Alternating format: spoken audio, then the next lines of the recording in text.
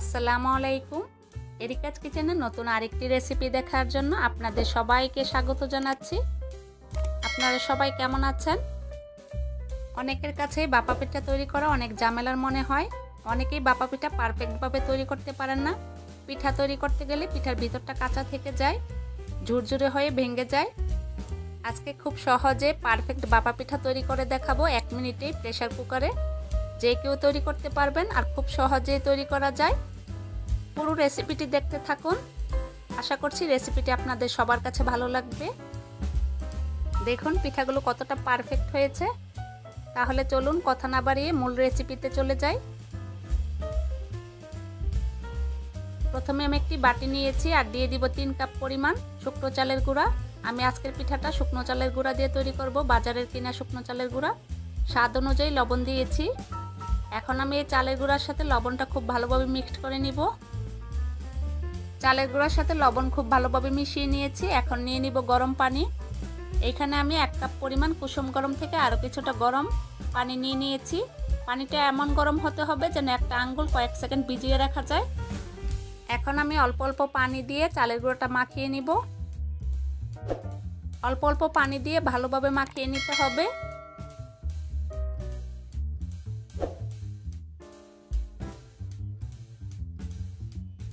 পানি দিয়ে খুব ভালোভাবে মাখিয়ে নিতে হবে।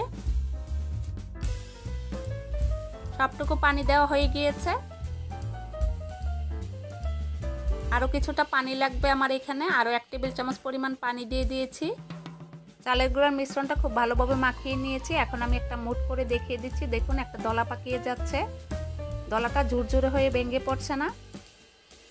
বাপা পিঠার জন্য চালের গুঁড়াটা একদম রেডি হয়ে গিয়েছে। এখন আমি রেস্টে রেখে দিব 15 মিনিটের জন্য একটা ঢাকনা দিয়ে ঢেকে। বাপা পিঠা তৈরি করার জন্য এখানে আমি নিয়েছি খেজুর গুড়, আর গুড়টাকে আমি কুচি করে কেটে নিয়েছি। আর নিয়েছি ফ্রেশ কুড়ানো নারকেল, আর নিয়েছি 2টি পাতলা কাপড়, ঠিক এরকম পাতলা। এখন আমি এই কাপড়গুলো পানিতে ভিজিয়ে নিব।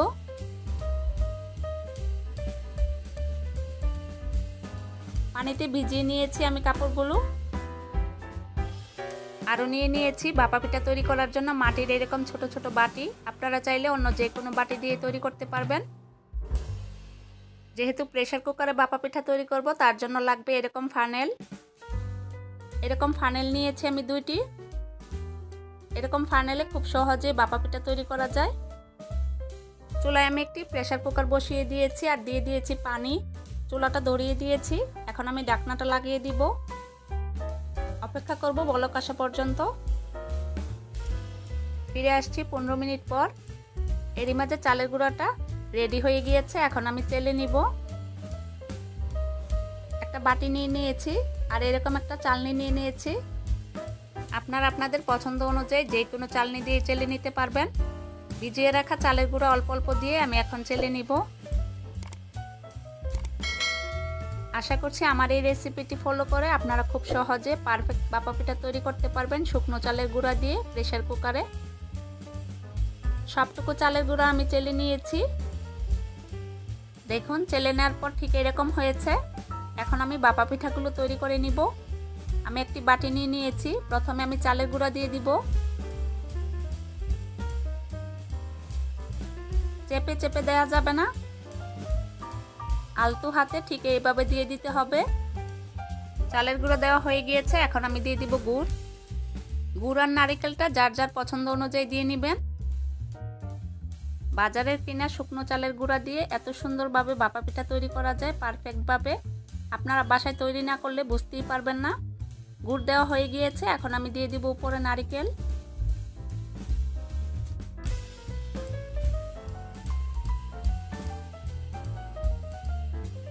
নারকেল দেওয়া হয়ে গিয়েছে। এখন আমি উপরে দিয়ে দিব চালের গুঁড়া। চালের গুঁড়া আলতোভাবে দেওয়ার চেষ্টা করবেন, হাত দিয়ে চেপে চেপে দেওয়া যাবে না। ঠিক আমি যেভাবে দিচ্ছি ঠিক একইভাবে আপনারা দেওয়ার চেষ্টা করবেন। তাহলে দেখবেন আপনাদের পিঠাগুলো ভিতরে আর কাঁচা থাকবে না আর ভেঙে যাবে না। একটি পিঠার মিশ্রণ রেডি হয়ে গিয়েছে। এখন আমি উপরে কাপড় দিয়ে দিব। ভিজিয়ে রাখা কাপড়টা দিয়ে দিয়েছি। একটি মগ নিয়ে নিয়েছি। এখন আমি ফানেলটা বসিয়ে দিব। এখন আমি এই পিঠার শাঁসটা ফানেলের মধ্যে দিয়ে দিব। আস্তে করে বাটিটা উঠিয়ে নিব। দেখুন পিঠাটা কতটা সুন্দর হয়েছে। এখন আমি কাপড়টা আবারও দিয়ে দিব।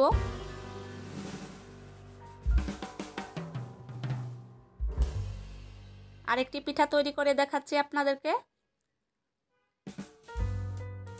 প্রথমে বাটিতে আলতোভাবে চালের গুঁড়া দিয়ে দিব, তারপর দিয়ে দিব গুড়,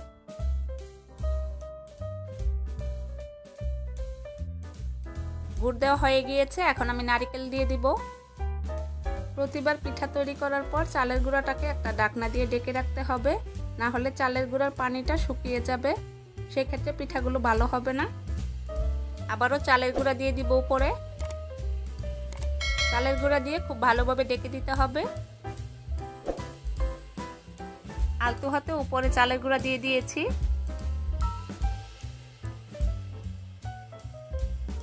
এখন আমি দিয়ে দিব ভিজিয়ে রাখা কাপড়। আরও একটি পিঠা রেডি করে নিয়েছি।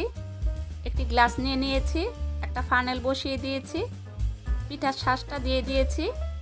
আঙ্গুল দিয়ে একটু টুকা দিয়ে নেবেন, তাহলে বাটি থেকে খুব সহজে খুলে আসবে। দেখুন পিঠাটা কত সুন্দর হয়েছে। কাপড়টা ভাঁজ করে দিয়ে দিয়েছি। এদিকে প্রেসার কুকারের পানির মধ্যে বলক চলে এসেছে। এখন আমি পিঠাগুলো তৈরি করে নিব। পানেলটা বসিয়ে দিয়েছি। 1 মিনিট অপেক্ষা করব। 1 মিনিট হয়ে গিয়েছে, পিঠাটা তৈরি হয়ে গিয়েছে। দেখলেন তো কত সহজেই তৈরি হয়ে গেল একটি পিঠা। দেখুন পিঠাটা কতটা পারফেক্ট হয়েছে আর সুন্দর হয়েছে, নরম তুলতুলে হয়েছে পিঠাটি। আরেকটি পিঠা আমি তৈরি করে দেখিয়ে দিচ্ছি। আবারও ফানেলটা বসিয়ে দিয়েছি। 1 মিনিট অপেক্ষা করব। 1 মিনিট হয়ে গিয়েছে। দেখুন আরও একটি পিঠা তৈরি হয়ে গিয়েছে। এই পিঠাটা আমি খুলে দেখাচ্ছি। দেখুন এই পিঠাটিও কতটা পারফেক্ট হয়েছে দেখে নিশ্চয়ই বুঝতে পারছেন, আর কতটা সুন্দর হয়েছে। একইভাবে আমি সবগুলো পিঠা তৈরি করে নিব।